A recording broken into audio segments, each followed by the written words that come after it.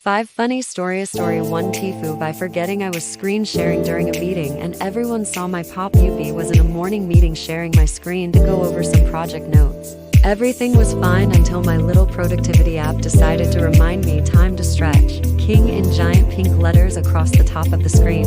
I froze. Everyone saw it. My manager started laughing so hard she had to mute.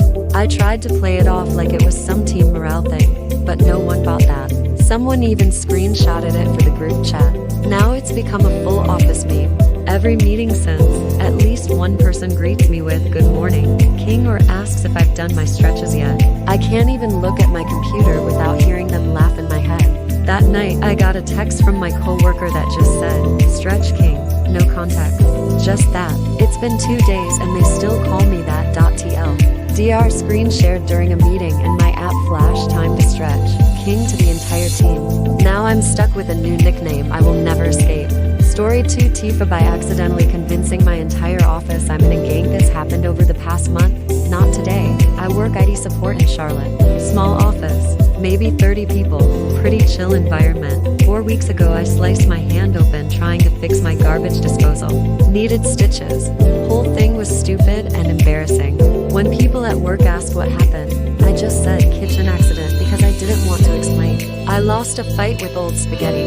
Week later, I'm playing basketball with friends and take an elbow to the face. Black eye. Now I've got a healing hand wound and a black eye. Someone asks, and I just shrug and say rough weekend because what am I gonna say? I'm clumsy and have poor spatial awareness. Then last week, I'm leaving work. It's dark. I'm texting and walking like an idiot. Walk straight into a concrete pillar in the parking garage. Split my eyebrow open. Had to get it glued shut. Show up to work the next day with a bandage on my eyebrow. Fading black eye. Still have the scar on my hand. My coworker Janet pulls me aside and very quietly asks if I'm safe at home. I'm confused until I realize she thinks someone is beating me up. I try to explain, but she's giving me this concerned look like I'm covering for someone. I'm like, no Janet, I'm just incredibly accident prone, I swear. But apparently she told other people her concerns because now everyone is being super careful around me. They stop conversations when I walk by.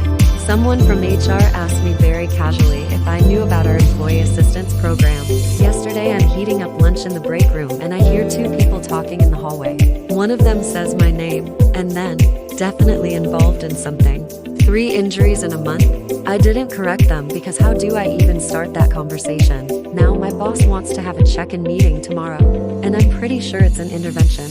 I'm going to have to explain that I'm not in a gang or a domestic violence situation. I'm just cosmically bad at existing in physical space. TL. DR. Had 3 stupid accidents in 1 month. Coworkers think I'm either being abused or in a gang. Now facing HR intervention for being clumsy.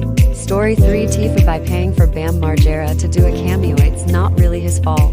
I'm not hating on Bam, but we host a Christmas party every year and do a white elephant, typically $25 items, and like to get creative or fun or inappropriate at times since it's with friends. This year I decided to get a Throat Joe award, and to add humor or value to it, have a cameo of someone congratulating the winner of receiving this award. I've never ordered a cameo before, but seems simple enough. There were 2 directions to go, either someone that most or all people would know, which could get expensive, or go with some random for like $5. Both could work, but I decided I would go with a well-known person if it felt right. I was scrolling celebrities, and while there were some great options, most were like $300. But then I saw Bam Margera for $100, and I thought, you know what? Bam might be hilarious. Since it's something inappropriate, he might put a little effort into it. This could be hilarious. Who cares if it's supposed to be a $25 gift? I went into ChatGapt and asked it to write a prompt in the style of Bam for the winner of the award. It did a fine job and I tweaked a bit, and went to the cameo request. Well, your request can only have up to like 250 characters, unless you want to pay more money. And even then, it's pretty limited. So I moved away from a script and asked him to congratulate the winner of the award, and said it was part of a white elephant game. The prompt asked who the cameo is for, and I put winner of the 2025 Throat Goat Award. I asked him to hype them up with my last few characters. The creator has a week to send you their video or you get a refund. After 5 days went by, I was kind of like, it wouldn't be the worst thing if he doesn't do it and I get my money.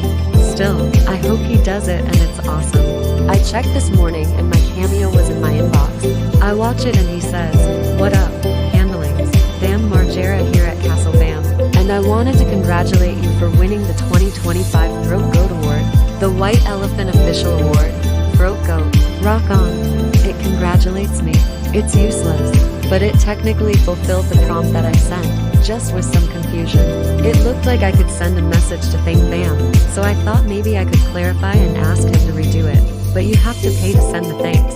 So I cut my losses and take the L. At least when someone is stuck with this stupid award, I can give them the satisfaction of knowing I played myself and paid $100 for Bam Margera to congratulate me for being the throat goat.tl. Doctor paid Bam Margera $100 for a cameo on a gag gift, congratulating them for winning an award of being the throat goat as part of a gag gift. He misunderstood the prompt and congratulated me. No refunds, only regrets. Story 4 Tifu. By not knowing about the no-show rule on flights, he booked an international flight with one change in a major city. I decided a few days later that I wanted to spend the night in that city before carrying on. I called the airline, but they said my basic fare couldn't be changed. Oh, well, I thought, I really want that extra night to visit family, and if it can't be changed, then so be it. So I skipped the second segment of my flight and found another flight the next day. This was 1 week ago, supposed to go home tomorrow, but couldn't check in. Turns out that if you no-show, you forfeit all remaining flights on the booking. I need to get back. Just spent £5,000 booking new homeward flights. Anyone commenting? I would love to know if you knew about this. Did you learn it the hard way? TLDR. I didn't know about the no-show rule and it cost me 5k. The £5,000 was a panic buy and was for 2 people anyway. Luckily that was a flexible fare, so I have now changed for something closer to £2,000. Lesson learned though. Story 5 Tifu. By adopting the wrong cat. For context, my cat Juniper has been missing for 3 months. She is an all-black Bombay cat with overly large eyes even for a Bombay. They're almost cartoonish. I've had her since she was a year old, and now she's about 2 years old and incredibly particular. People say cats don't have personalities, mine does. Juniper hates being picked up, hates the camera, hates a lot of things, is completely obsessed with one. Me too. Sauces. Don't ask me why. When she got out and went missing for so long, I was devastated, and finally had to assume the worst. I found myself at an animal shelter about 45 minutes away from where I lived, looking at the cats. I prefer to adopt cats that are at least a year, if not older, so I was away from the kitten area. Suddenly, I come upon an all-black Bombay cat with overly large eyes. My heart stops. I open the cage to pet her, and she puts her head in my hand. I can't believe it. Is this my cat? I try to pick her up and she resists. My mind is racing. It has to be her. She must have gotten her collar off and jumped in someone's car or something. I, of course, adopt her immediately and bring her home. 2 days later, who shows up at the door but Juniper, still in her collar. After 3 months, I couldn't believe it. 2 cats. Same age, same look, same mannerisms. They're identical. I decided to name my bonus cat Jinx after my favorite TV show or video game character. While it certainly is a happy accident, I absolutely must get these 2 different collars, as even I cannot tell them apart at this point in time. TL. Doctor, my cat went missing for 3 months. I thought I found her at a shelter and adopted her. It turned out to be her doppelganger when my actual cat showed up 2 days later. Edit. They've both been microchipped and identified as my cat, as well as uploaded to a pet finder website.